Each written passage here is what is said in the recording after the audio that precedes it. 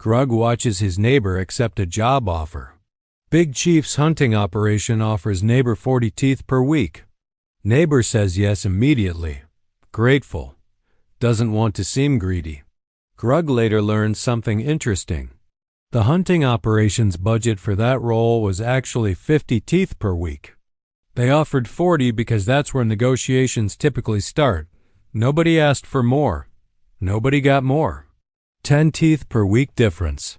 Over a 40-year career, with that gap compounding through raises that are typically percentages of base pay, Grug does the math, and the number is large enough to change your retirement timeline. All because neighbor said yes to the first number. Grug thinks about his own life. Grug bought cave sled last season. Merchant quoted 200 teeth. Grug paid 200 teeth. Never asked if that was negotiable.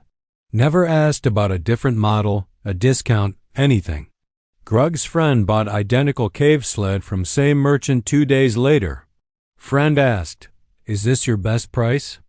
Merchant said, "For you, 170, 30 teeth." For 4 words. Today Grug explains why almost everything has more room than people assume. Why most people never ask and exactly how to ask. Without confrontation, without awkwardness, and without the fear that stops most cave people before they even try. First, let Grug explain why prices have room. Most prices are not set by careful calculation of the true value of something. They are set by what the seller believes buyers will accept, with room built in, because sellers expect some buyers to negotiate. Job offers. Companies typically have a salary range for any role, not a single fixed number. The initial offer is rarely the top. Big purchases, cars, furniture, cave sleds, these almost always have margin built in specifically because negotiation is expected in these categories. Service providers. Many businesses have more flexibility than their stated rates suggest, especially for larger or recurring work. Bills and subscriptions. Many providers have retention departments specifically designed to offer discounts to customers who simply ask. In every category, many people simply pay the first number. The room exists because the system assumes most people won't ask. Now let Grug do the math on why this matters so much over a lifetime, using the example that affects almost everyone. Salary negotiation. Grug compares 2 cave people. Same skills. Same job. Same starting offer of 40,000 teeth per year. Cave person A accepts the first offer, 40,000 teeth. Cave person B negotiates once, successfully, gaining 10%, a common and realistic outcome. For a reasonable, well-prepared negotiation. New salary, 44,000 teeth. Now both receive identical 3% raises every year for their entire career, a typical pattern in many industries, where raises are percentages of current salary.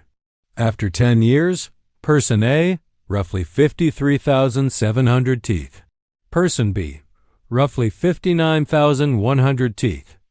Difference, 5,400 teeth per year and growing. After 30 years, person A, roughly 97,000 teeth. Person B, roughly 106,700 teeth. The gap doesn't just stay at 4,000 teeth. It compounds because every future raise is a percentage of an already larger number. Total additional income over a 30-year career from that single 10% negotiation. Well over 100,000 teeth. One conversation, maybe 10 minutes long. Over 100,000 teeth in lifetime impact. Grug is not aware of any other 10-minute activity with a comparable return. Now Grug addresses why people don't do this. The psychological barrier to negotiation has almost nothing to do with the actual mechanics and almost everything to do with feelings. Fear 1. Fear of seeming greedy or ungrateful. Many cave people feel that asking for more, especially right after receiving an offer, signals they are not satisfied, not grateful, difficult to work with. Grug points out, from the other side, A reasonable counteroffer is completely normal and expected in most contexts where negotiation is customary. The employer or seller is not surprised. They built room into the number anticipating this. Fear 2. Fear of the offer being withdrawn. This is the fear that stops most people. What if I ask and they say no, or worse, take back the original offer? In Grug's research, this is extremely rare for reasonable requests delivered professionally. A company that withdraws a job offer because a candidate politely asked about salary is signaling something important about that workplace. Fear 3. Not knowing what to say. This is the most fixable fear, and Grug addresses it directly with actual scripts. For salary negotiation, thank you so much for the offer. I'm genuinely excited about this role. Before I accept, I wanted to ask whether there's flexibility on the salary. Based on my research and experience, I was hoping for something closer to X. Is that something we could discuss? Notice what this script does. It expresses genuine enthusiasm first. It frames the request as a question, not a demand. For a purchase, cave sled, furniture, anything with a price tag. Is this your best price? 4 words. Grug's friend used exactly this. 30 teeth saved. If the answer is no, a natural follow-up. Is there any flexibility if I pay in full today or buy 2? For a bill or subscription. I've been a customer for a long time. Is there a loyalty discount available?